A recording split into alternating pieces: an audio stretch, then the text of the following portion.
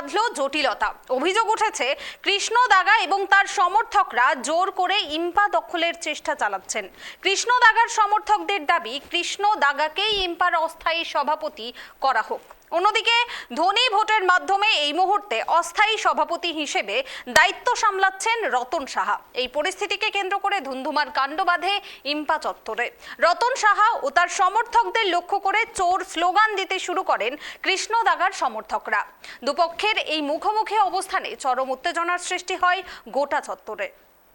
আছে ভাষণ প্রেসেন্টে সিট খালি হলে বাকি এসি মেম্বার ওকে কট করা যায়। আমার ভয় নেই, যদি এরা মারপিট করে, আমার যদি এই পিস্তুলা ভেঙে যায় তো আমার লাইফ শেষ। আমার তো দার্জিলিং পিস্তুলা এমনি তো হবে না, ওর জন্য আমি করে দিয়েছি। নিশ্চয়ই আমার সেফটি রাখলো, এটা ভয় কিসে নেই, ভয় হলে তো আমি আসবো না। কিন্তু আমার লাইফ যদি রিস্কে থাকে, কিছু হয়ে গেলে আমার যে ফ্যামিলি আছে কি তো করতেই হবে। ওনাকে চেয়েছে মেম্বাররা ওনাকে প্রেসিডেন্টের পদে, এই যে অ্যাবনর্মাল সিচুয়েশন ছিল এই পদে মেম্বাররা ওনাকে চেয়েছে প্রেসিডেন্ট করার জন্য। রতন শাহকে চান না? না, রতন শাহ তাহলে হবে। উনি যদি ভাবেন আমি অসুস্থ, তো কেন এখানে এসে ঝামেলা করছে, চোর চোর চোর বলছে? আমাদের একটাই বক্তব্য, সেটা হচ্ছে এই কৃষ্ণদাগা একদিন দুর্নীতির দায়ে অভিযুক্ত হয়ে নিজেই তার প্রেসিডেন্টের ঘরে বসে পদত্যাগপত্র দিয়েছিলেন। যে কোনো কারণেই যারা আজকে ওকে প্রেসিডেন্ট বানিয়েছেন, আমরা লোকমুখে শুনেছি, কারণ ইম্পাতে বসে তিনি প্রেসিডেন্ট হননি। এটুকু সাহস তাদের হয়নি যে ইম্পাতে মিটিং করে প্রেসিডেন্ট বানাবে। কারণ কৃষ্ণদাগার বিরুদ্ধে সেই সময় যে আর্থিক তছরূপের অভিযোগটা ছিল, তার জন্যই সে বাধ্য হয়েছিল সরতে, উপায় ছিল না তার।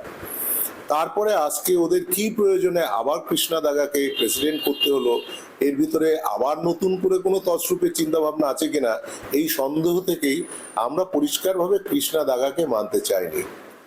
পুলিশ অফিসার বললেন কোর্টের অর্ডার আছে, ওনারা মিটিং করতে পারেন।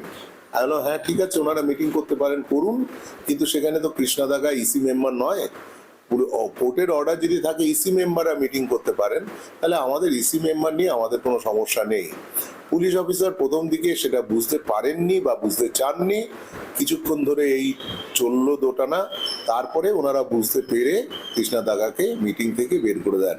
অ্যাকচুয়ালি এটা মিটিং ছিল না, এখানে ওরা কয়েকজন মিলে বসেছিল, ওরা নিজেদের মধ্যে কি আলোচনা, কারণ মিটিং ওইভাবে করতেও পারে না ওরা, সেই কারণেই ওরা নিজেদের মধ্যে কি আলোচনা করেছে তার মধ্যে আমরা প্রতিবাদ করেছিলাম যে কৃষ্ণদাগা কোনোভাবেই ইম্পার প্রেসিডেন্ট নয়, কারণ সে একদিন বিতাড়িত হয়েছিল ইম্পার প্রেসিডেন্ট থেকে, এবং এখন যেটা হচ্ছে ব্যাকডোর দিয়ে ওরা যেটা বলছে তার কোনো সত্যতা নেই। আমরা চাইছি যে একটা ফেয়ার ইলেকশন ইমিডিয়েটলি ডিক্লেয়ার করা, আর ওনারা কি চাইছে যে যতদিন ওদের লাস্ট ইয়েটার মেয়াদ আছে ততদিন ওরা থেকে যেতে চাইছে।